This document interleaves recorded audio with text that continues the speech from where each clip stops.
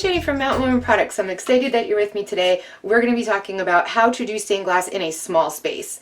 Not everybody has room for a big old hacking studio, so this is what you can do if you're working in a really little area, even as small as say 2x3 or 2x4. Regardless of how much space you have, you want to be working in a garage or a shed or a basement, someplace that's away from other humans and animals. You're going to be using chemicals that you're going to need to wear a mask to use. You're going to need to be able to have an open window for ventilation as well. And there's going to be glass shards, so you want to keep it away from the other creatures. Let's get started.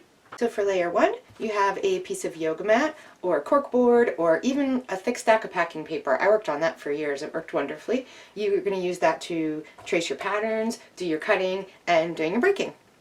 An inexpensive and super easy way to store your glass is with a bamboo plate rack. I have these listed on my tools and supplies page, but you just put them together and separate out your colors, your pieces. Especially when you're first starting out, you're probably going to buy smaller pieces, 8x10, 4x6, blah blah blah. So, ta-da! On top of your table, you might want to keep a little metal tin of some sort that you can chuck your scrap glass into while you're working, and it doesn't take up too much space. When you're ready to, you just empty that out into a regular tote. In you go. I like these because they close up tightly and they're stackable, because you will end up with a lot of scrap glass as you go along. You can store your totes with small pieces on a shelf above your workstation, and put a couple of hooks in the wall, and ta-da! There's some display for your finished pieces. Mason jars are a great way to store your smaller tools. Baby food jars, you can stick either a paper towel or a sponge in there, put some mineral oil in, and you can keep your cutter in that. It's always going to be oiled and ready to go. The biggest piece of equipment you're going to have in your stained glass studio is most likely going to be your grinder. They do make really small ones like the Griffin Griffette, which is perfect for small spaces and beginners. This one is the Griffin convertible, so it's a lot bigger, but you get the idea. Keep it in a tote, bring it up when you need it, waka waka, da da da, do your grinding. When you're done, back underneath your bench it goes, and out of your way. These little drawers are fantastic for storing things like your hand tools, your foil, your rulers and glue sticks, any other stuff that's too big to fit in a jar. The drawers are peel and stick, but they don't hold a ton of weight, so quick hack from the Farm Boy Hubs. Get yourself a couple of washers and some screws, and make sure that you screw that piece in on the underside of your work surface so the whole thing doesn't come crashing down once you fill it with weight. You'll need a surface that you can use to protect your nice clean glass and your foil from, and all your tools, from the oil that's on your cutting and breaking mat. This here's a beer tray. I threw a paper towel on top of it because you don't want the metal or paint touching this nice foil.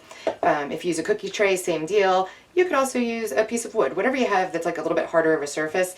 If you have something that's too squishy underneath your glass, when you're doing your burnishing, you're putting a lot of pressure on it, and then crack, and then so obviously you want something that's a nice sturdy surface.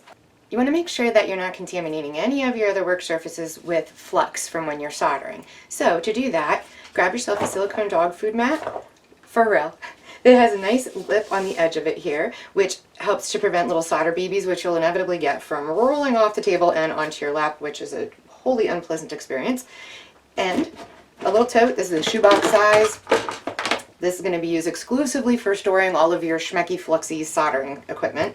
You got your soldering iron in there. You'll have your soldering stand, solder. I like to put flux in a baby food jar or in a mason jar that you can seal up.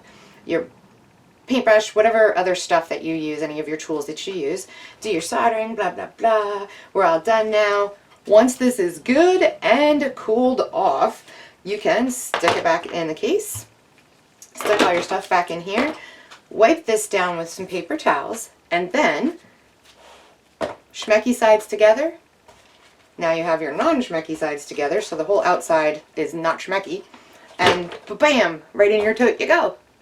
When you're ready to wax, you can just use your same cutting surface. Just make sure that you lay down either a layer of paper towels or a rag or something to protect your cutting surface from all the wax and polishing schmeck. If you decide you want to patina your piece, just make sure that both yourself and your work surface are thoroughly protected. Patina is super caustic stuff. You can use a piece of clear glass to help protect your work surface, or a metal tray with some paper towels on it. Either way, put some paper towels down to help soak up that extra patina. When you're done, Get rid of those paper towels, wash your glass or your metal tray very thoroughly with soap and water. Just like when you're soldering, make sure that you're sitting in front of a window with a fan blowing out and away from you. Don't forget your PPE, or even better yet, do your patina outside if you can.